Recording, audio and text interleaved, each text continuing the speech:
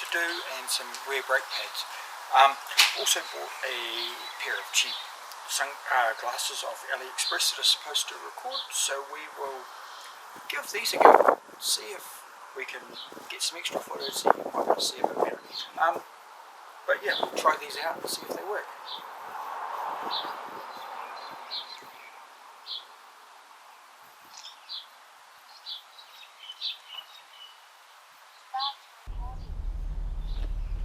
So we'll try this out and we'll see how we go.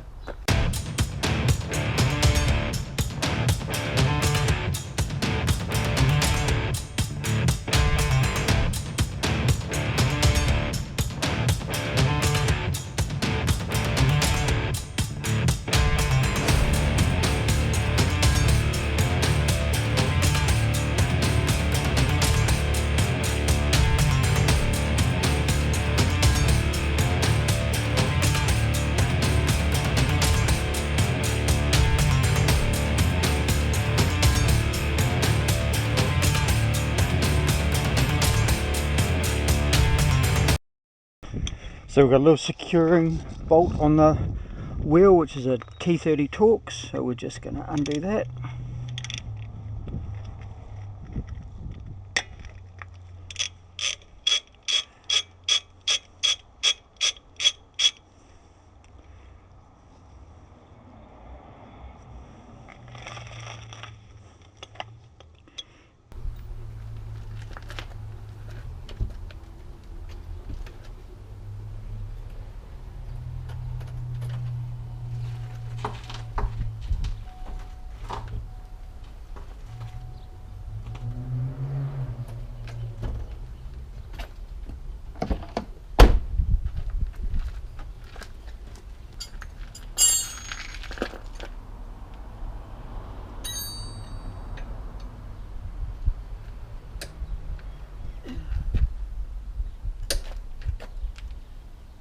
Calipers out of the way. We'll have a look at the pads while we're in here.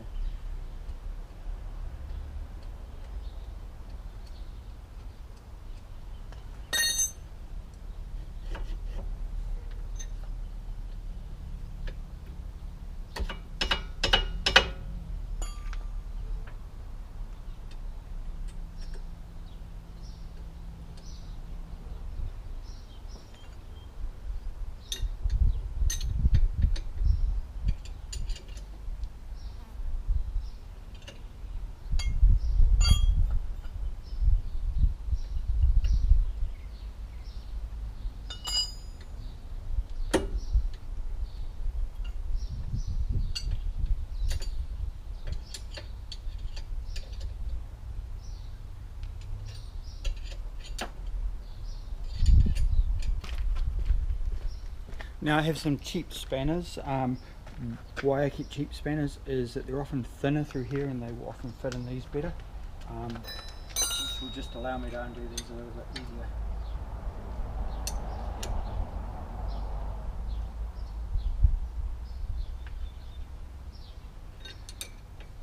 This one's definitely tight.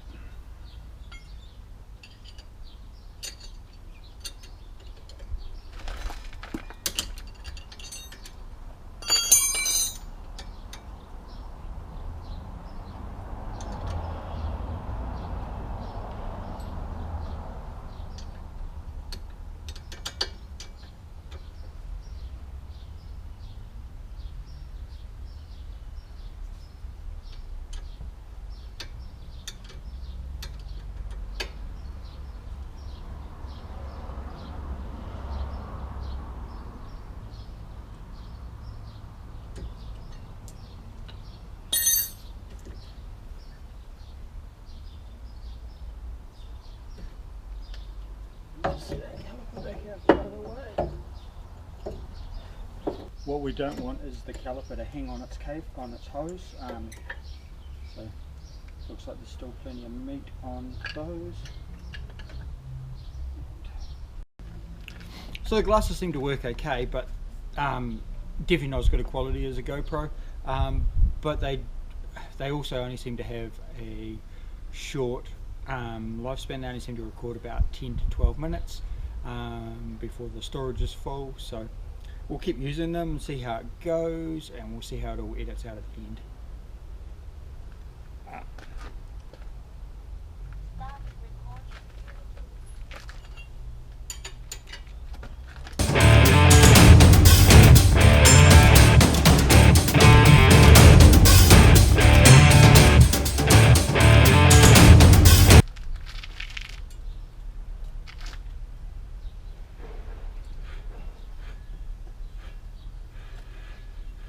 Definitely a bit noisy. Looks like we've got 3 bolts in there.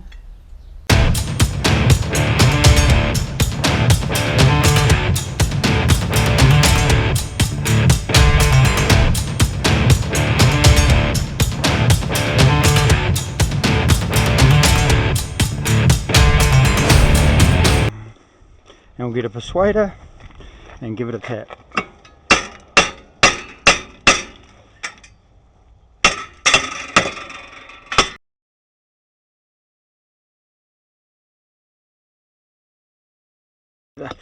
We'll grab a new one.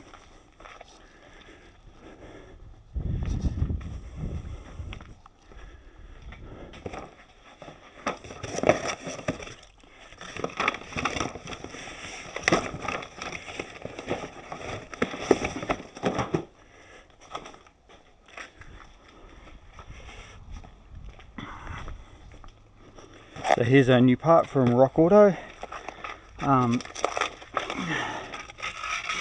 I think it cost me more in freight than it did for the actual part to get it sent direct to me in New Zealand.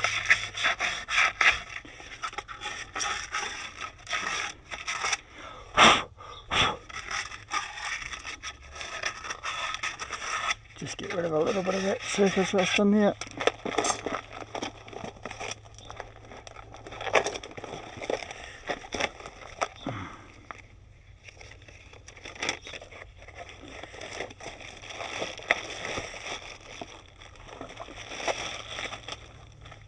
There we have our nice new hub. These are the same front and rear. These are obviously splined, so some of these came out 4-wheel drive. Obviously this one is not.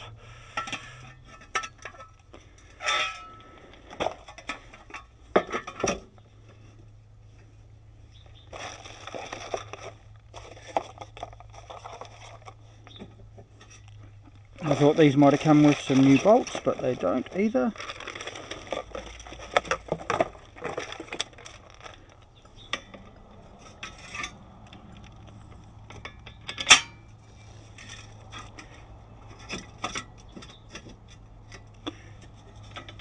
And installation is basically the reverse of the install, of the removal.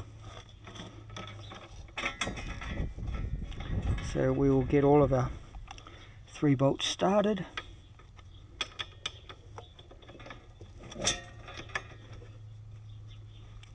Oh.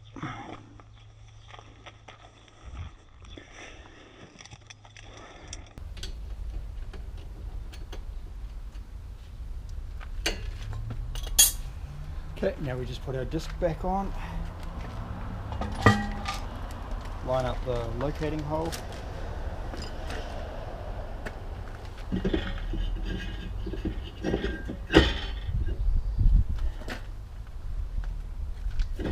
hub centric spacer back.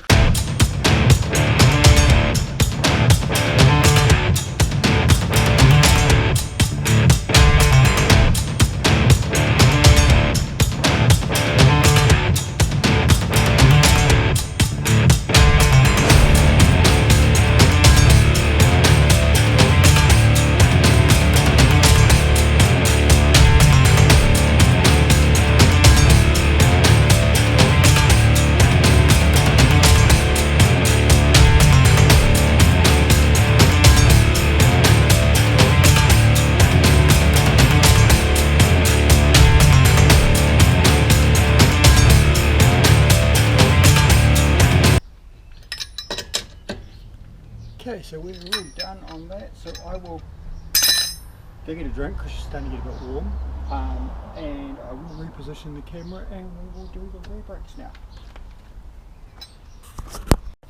Now there's no point in showing both sides, so I'm just going to show this one side unless I come across something on the other side that's kind of worth noting something odd. But yeah, so we will just jack this side up, whip this wheel off, change the pads out. These have an internal shoe for the handbrake mechanism, so we don't have to worry about winding pistons back, we're just going to have to push them back.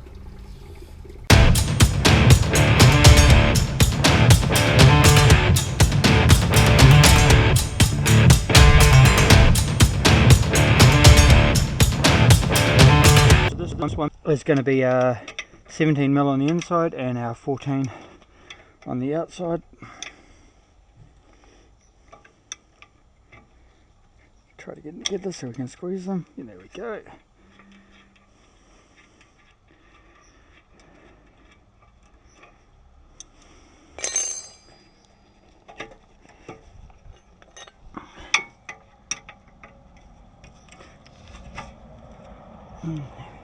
Fold the caliper back.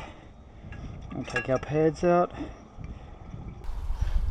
There's plenty of meat on the inside, but the outside one is fairly well worn. So we will just check the slides on these. Still got a lot of movement in that one, and so is that one. Okay, so we just need to push our piston back.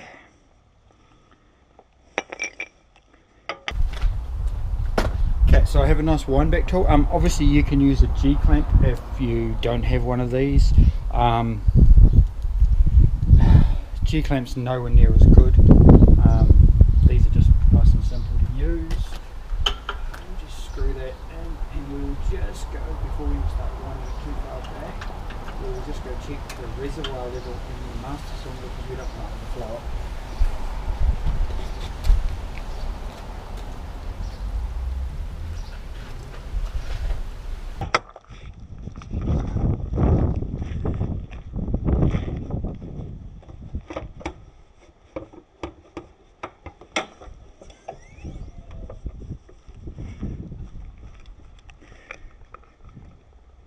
Okay, so we've still got some space in there. Now, there is some thinking that you should clamp off the brake hose and just wind it back into a bottle and then add new brake fluid. I've done it this way for years. I haven't had an issue. At some stage I probably will, but at this point there's no issue, so I'm just gonna wind it back and throw some new pads at it.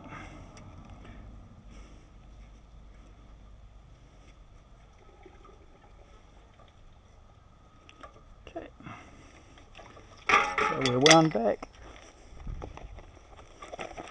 Here's our box of new pads.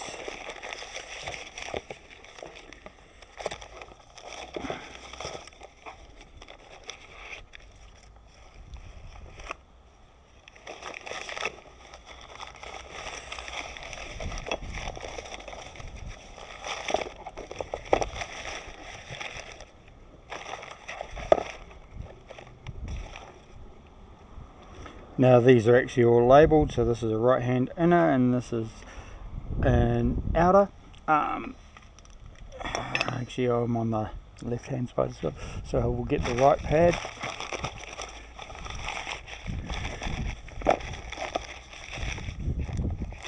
And they come with some new shims.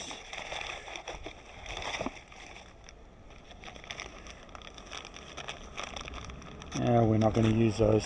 So they come with some new shims. Our ones are fine, so we'll just keep using them.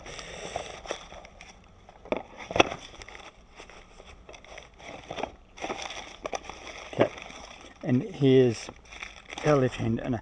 Now there's not actually any difference between any of the pads, it's just where the squealer, when they run out of pads, sits. So yeah, so it's just going to sit on the top. Put that end in first, grab our other new pad, and she goes.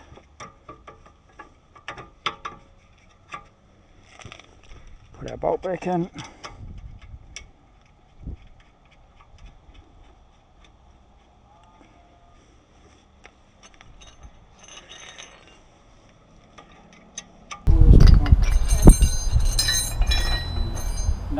Nothing complicated doing these are nice and simple.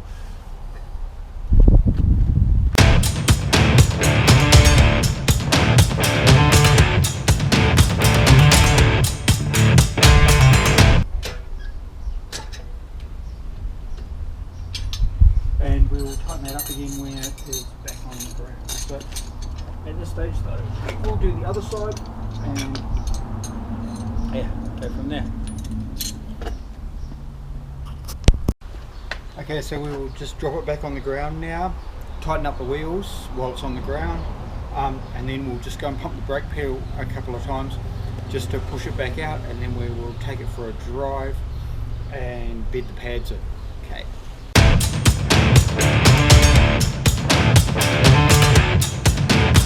Okay, now we will basically take it for a drive. So we're going to pump the pedal back out. So just until make sure we don't want to leave with unless we've got to make sure we've got a hard pedal. Start it up.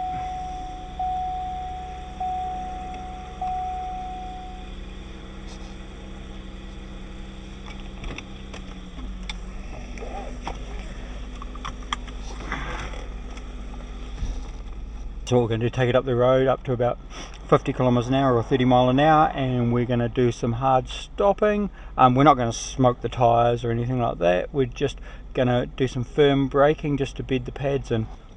Okay.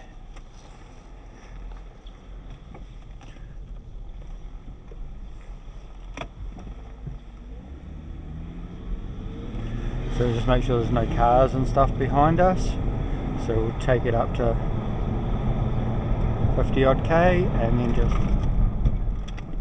apply the brakes firmly, and then down to about 20, back up to 50, on them again. We're not wanting to come to a complete stop. We're also not wanting to piss off anybody behind us.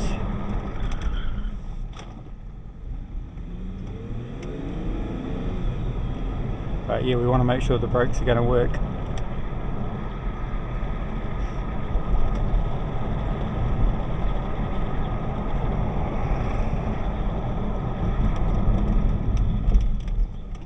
So pretty good, so we'll just go around the block and then we will head back home.